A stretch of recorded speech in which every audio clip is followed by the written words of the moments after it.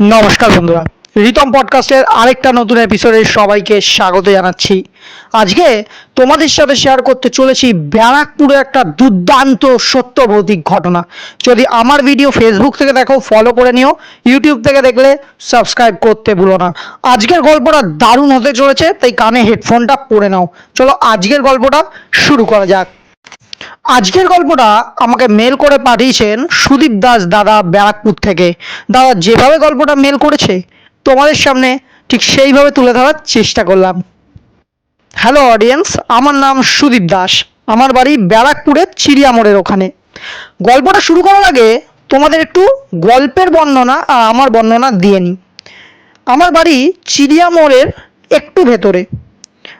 ঘটনাটা ঘটে 2019 সালে। তখন আমার বয়স 22 বছর। আমি পেশায় একজন প্রমোটার। বাড়িতে বাবা মা আর দাদা থাকেন। তখন আমি বিয়ে করিনি। যাই হোক, আমি 2015 সালের লাস্টের দিকে, মানে 2016 পড়বে ওরম টাইমে একটা খুবই পুরনো ফ্ল্যাট কিনি। খুব কমে দিয়ে দিচ্ছে। আমি প্রথম কথা বলে দিই, আমি যখন কোনো ফ্ল্যাট কিনি আমি প্রথমে কাস্টমার খুঁজি, তারপরে রেনোভেট করিয়ে দিই। তো 2015 পড়বে ওই 16ই ধরো, সেই টাইমে আমি ফ্ল্যাটটা কিনি, রেজিস্ট্রি সব করে নিই আমার নামেই, যে একটা ভালো কাস্টমার পেলে একটু দাম দিয়ে বেচে দেবো। বিশেষ করো 2016 থেকে 19 অবধি আমি নাই করে 25-30, তারও বেশি, 25-30-এরও বেশি কাস্টমার আমি দেখিয়েছি। প্রথম দিকে ইন্টারেস্ট দেখায়, তারপরে আর নেয় না। প্রথমে আমি মনে করতাম যে ফ্ল্যাটটা কি বেশি পুরনো বলে, বা আমার এগেনস্ট যে প্রমোটার আছে সে কি ভরকাচ্ছে। যাই হোক, এই করে না 2019-এর একদম প্রথম, মানে এই ফেব্রুয়ারি মাস ওরকম টাইপে আমি একজন বয়স্ক লোকের সাথে আমার পরিচয় হয়। আমার পাড়ার পাশের পাড়ায় থাকে। উনি অনেকটাই বয়স্ক। ওনাকে আমি ফ্ল্যাটটা দেখাই, উনি একদম ইন্টারেস্ট দেখায়। উনি বলে যে হ্যাঁ ফ্ল্যাটটা কিনবো, তুমি রেজিস্ট্রির ব্যবস্থা করো, টাকা পয়সা সব একদম ফিক্স। আমার মন মতো আমি বলি যে আমি রেনোভেট করিয়ে দেবো। তো যেমন রেনোভেট করিয়ে দেবো বলেছি, লাইট পাখা সব লাগাই। তারপরে একদিন শুক্রবার রাতে উনি আমাকে ফোন করে, ওই বয়স্ক লোকটা করে বলে উনি ফ্ল্যাট নেবে না। আমি বললাম কেন? বলছে না আমি নেবো না, আমার কিছু অসুবিধা আছে। তো আমি প্রচণ্ড রেগে যাই। আমি ওনাকে না প্রথমে বোঝানোর চেষ্টা করি, তারপরে নিজের মানে রাগ সামলাতে পারি না, ওনাকে বলে দিই যে আপনার কাছে যখন টাকা নেই আপনি আমাকে রেনোভেট করালেন কেন। যাই হোক, উনি আমাকে রাগের চোটে বলে যে তুমি আমাকে ভৌতিক ফ্ল্যাট বেচবে, আমি নিয়ে নেবো, আমি কি মরবো নাকি? তখন আমি বলি ভৌতিক ফ্ল্যাট মানে? তারপর আমি জানতে পারি আসল ঘটনা। ওই ফ্ল্যাটের আশেপাশে যখন উনি খোঁজ নিয়েছিল, আশেপাশের 90% লোক বলেছে ওই ফ্ল্যাটে নাকি একটা ফ্যামিলি থাকতো, একজন স্বামী স্ত্রী আর 9 বছরের বাচ্চা। স্বামী স্ত্রীর মধ্যে প্রায় ঝামেলা লেগে থাকতো। ওই কারণে 2012-13-তে ওই ফ্যামিলির 3জনই বাচ্চাটাকে বিষ দিয়ে মারে, আর স্বামী স্ত্রীও বিষ খেয়ে মারা যায়। তারপর থেকে প্রমোটার ফ্ল্যাট বেচতে পারছিল না, আমার কাছে 2015 লাস্টের দিকে বেচে দেয়। তো আমি ওনাকে বলি যে না কাকু, এরকম কোনো ব্যাপার না, আপনাকে যে বলেছে ভুল বলেছে। উনি তো মানতে একদম রাজি না। যাই হোক, আমি কোনো রকম এই ফ্ল্যাটটাতে যাই, মোটামুটি রেনোভেট করা আছে, কি করব বুঝতে পারছি না। আমি ওই কাকুর বাড়িতে যাই, গিয়ে বসে ওনার সাথে ভালোভাবে বোঝাই, উনি বুঝতে রাজি না। তো আমি ওনাকে একটা শর্ত রাখি যে আমি নিজে ওই ফ্ল্যাটে 1 সপ্তাহ কাটাবো, শুধুমাত্র আমার একটা বন্ধুকে নিয়ে। আপনি তারপরে কি নেবেন?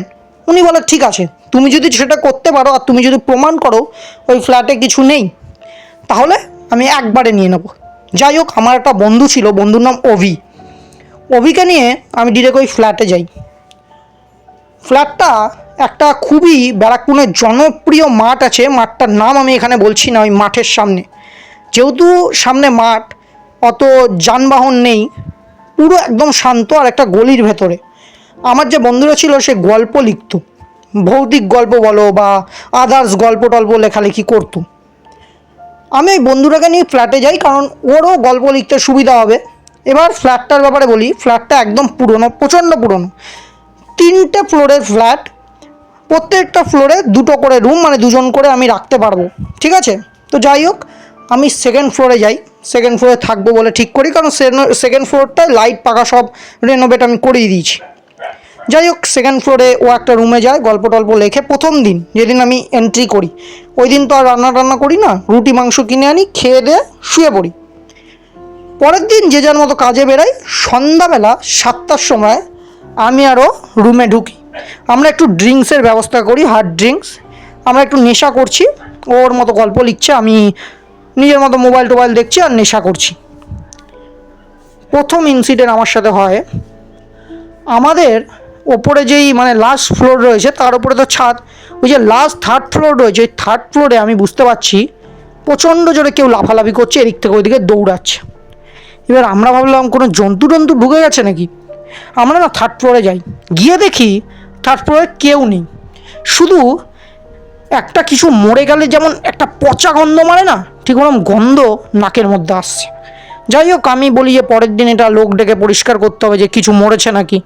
আমরা ছাদে যাই, ছাদে দাঁড়িয়ে রয়েছি, সিগারেট টিকেট টানছি, সামনে থেকে ওই মাঠটা দেখা যায়, মাঠে লোকজন বসে রয়েছে, আমরা দেখতে পাচ্ছি।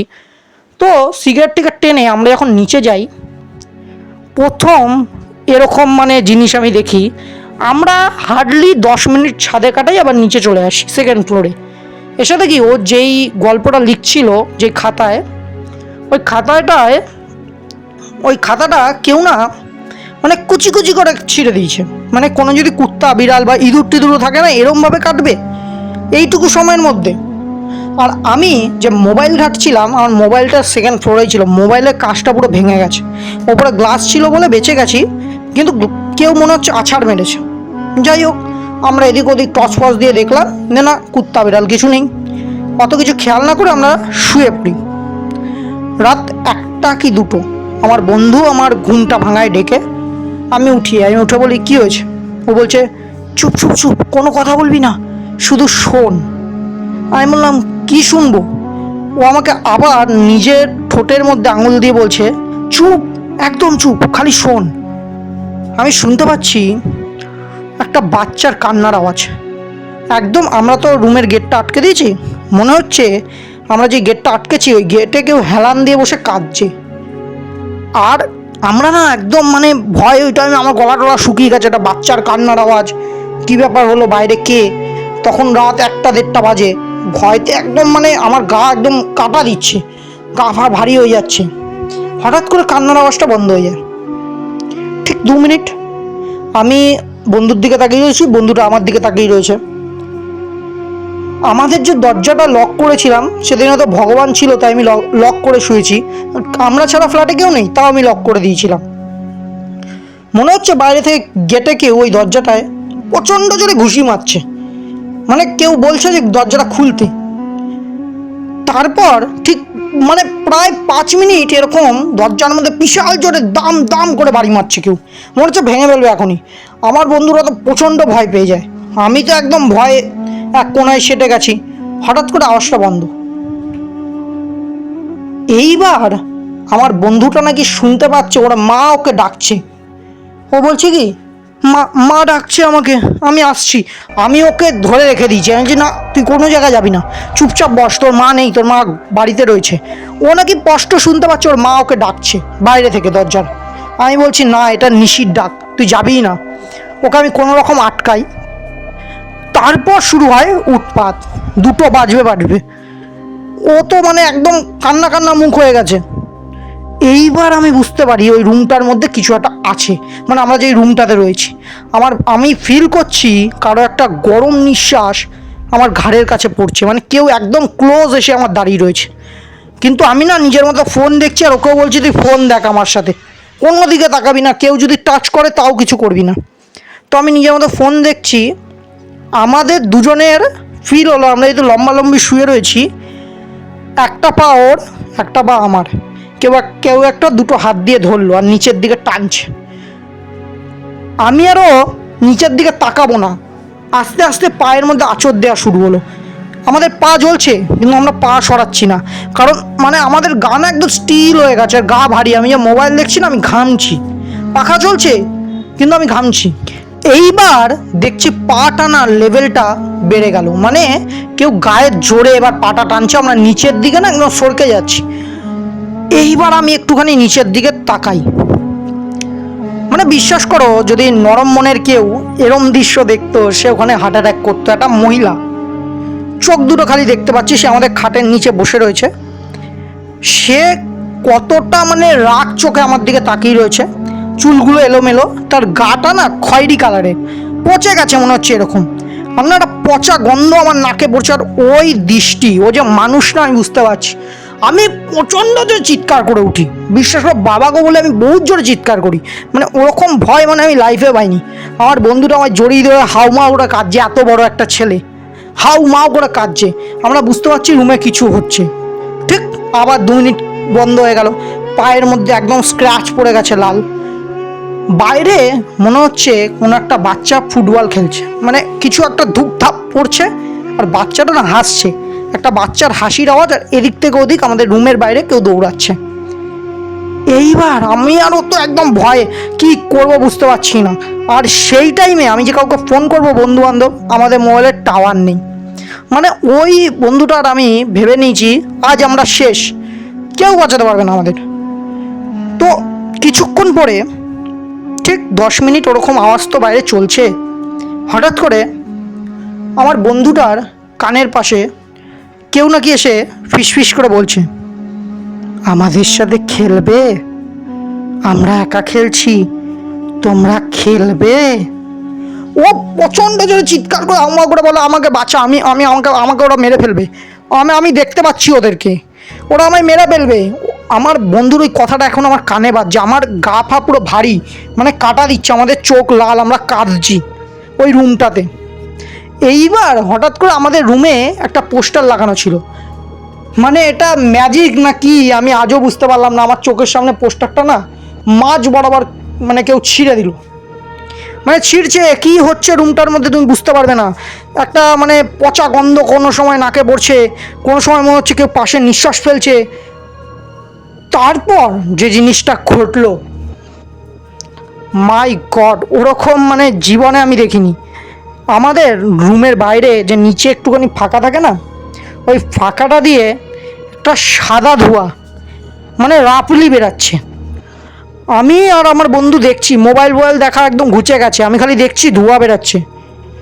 হট করে দুটো হাত ওই সরু দিয়ে বেরিয়ে আসলো, মানে দরজার নিচের যেইটুকু ফাঁকা থাকে আর কি।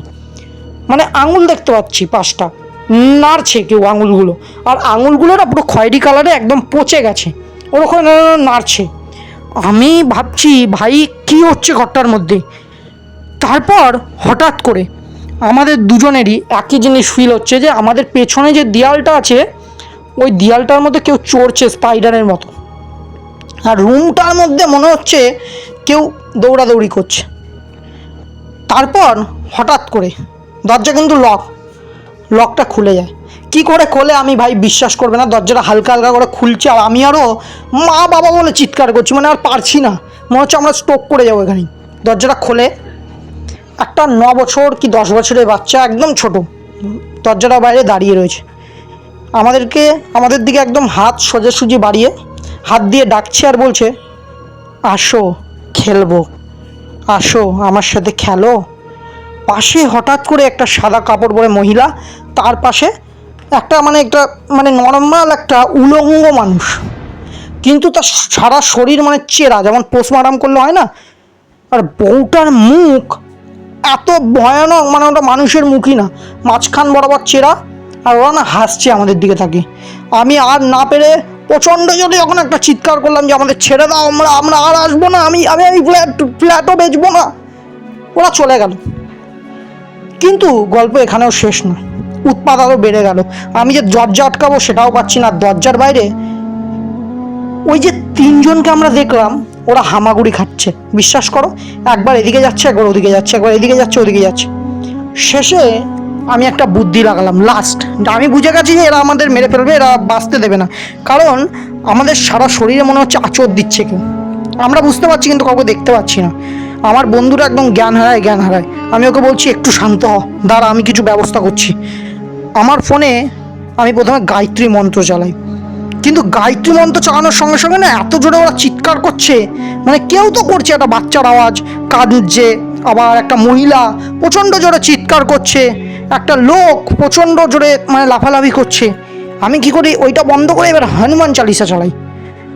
আস্তে আস্তে না, বিশ্বাস করো, হনুমান চালিসা এমন একটা জিনিস যে তোমাকে সব যে বিপদ থেকে বাঁচিয়ে দেবে। এইসব আমাদের গাটা আস্তে আস্তে হালকা হয়ে গেল। আমাদের মনে হলো আমাদের কাছে কেউ একটা আমাদেরকে একদম ধরে বসেছিল, সে একদম ছেড়ে দিল আমাদেরকে। আর রুমটা না হালকা মনে হচ্ছে। আর নিজে নিজে ঘরের দরজাটা নিজে নিজে আটকে গেল, যেমন ছিল ছিটকানি আটকানো, নিজে নিজে আটকে গেল। আমি খালি দেখছি, মানে এই জিনিসটা হয়তো লোকে বলবে এটা গল্প, কিন্তু আমি এটা দেখেছি। তো সারাটা রাত ঘুম হয়নি। ভোরবেলা 4টে যখন একটু আলোটা জ্বলে, আমরা যে দরজাটা খুলবো, বিশ্বাস করো আমি দরজা খুলতে পারছি না। শেষে আমি আমার একটা বন্ধুকে ফোন করি, ও আমাদের লোকালেই থাকে, ও বাইক নিয়ে আসে। ও যে আমাদের ডাকছে, প্রায় নাই নাই করে 10 বার ডেকেছে। দেন আমরা জানলা থেকে উত্তর দিই, ভাই তুই আয়। ও আসে, ও দরজার বাইরে থেকে আমাদের 6-7 বার ডাকে, তারপরে গিয়ে আমরা দরজা খুলি। ওরা আমাদেরকে বের করে। আমার বাবা মা আর আমার যে বন্ধু ছিল অভি, ওর বাবা মা দেখে অবাক, মানে আমাদের সারা গায়ে আঁচড়ের দাগ, আমাদের চোখ মুখ বসে গেছে, আর মনে হচ্ছে আমাদের শরীরটা না হালকা হয়ে গেছে। ওই ফ্ল্যাটটা আমি বেচে দিই এখন, মানে নর্মালি। তারপরে এখন শুনেছি ওটা আরও 4-5 বার বেচা হয়ে গেছে। মানে ওই ফ্ল্যাটে না ওরা কাউকে থাকতে দেয় না। দেন পরে আমি আশেপাশের থেকে জানতে পেরেছি একজন কাপল ওই ফ্ল্যাটটা কিনেছিল পুরোটা। ওরাও প্রমোটিং করে বলে কিনেছিল। স্বামী স্ত্রীর মধ্যে কিছু ঝগড়া হয়, স্বামী বাচ্চাটাকে বউটাকে বিষ দিয়ে মেরে দেয়, নিজেও বিষ খেয়ে মারা যায়। দেন ওই ফ্ল্যাটটা আর কেউ বেচে না। তো আমি কিনেছিলাম, আমি ভুগেছি। তারপরে অনেক বছর পরে কাউকে একটা বেচে দিয়েছিলাম, একজন প্রমোটারকে। সে আবার বেচে দিয়েছে অন্য প্রমোটারকে। তো এরমই চলছে। তো এটা নাম করা একটা ফ্ল্যাট ব্যারাকপুরের, সবাই মোটামুটি যারা ব্যারাকপুরের বাসিন্দা চেনে। যাই হোক, আজকের গল্পটা এখানেই শেষ করছি। তোমার যদি ভালো লাগে তোমার শ্রোতাদের পড়ে শুনিও। আজকের গল্পটা আমার দারুণ লেগেছে। আমি নিজেও একজন ব্যারাকপুর বাসিন্দার। আমি বুঝতে পারছি তুমি কোন জায়গাটা বা কোন ফ্ল্যাটের কথা বলছো। আমার আজকের গল্পটা খুব খুব খুব ভালো লেগেছে। মানে তোমরা খালি ভাবো, তোমরা একটা ঘরের মধ্যে বন্ধ, আর ঘরটার মধ্যে তোমার সাথে তোমার এক বন্ধু রয়েছে, বাদবাকি আরও 3জন রয়েছে যারা আমাদের এই পৃথিবীর না, অন্য জগতের। খালি ফিল করো। আর হ্যাঁ, শেয়ার করে দিও তোমার বন্ধুদের ভয় পাওয়ানোর জন্য। লাইক শেয়ার সাবস্ক্রাইব করে দিও। কমেন্টে জানিও দাদার গল্প কীরম লাগলো। আর হ্যাঁ, ডিসক্রিপশনে আমার মেল আইডি আছে, তোমরাও চাইলে তোমাদের গল্প লিখে পাঠাতে পারো, আমি অবশ্যই পড়ে শোনাবো। আজকের জন্য এইটুকু, দেখা হবে অন্য কোনো ভিডিওর সাথে। আবার ফিরে আসবো নতুন ভয়ের সাথে। আজকের জন্য এইটুকু, টাটা। ভয় দেখানোটা আমার কাজ, ঘুম না আসাটা তোমাদের।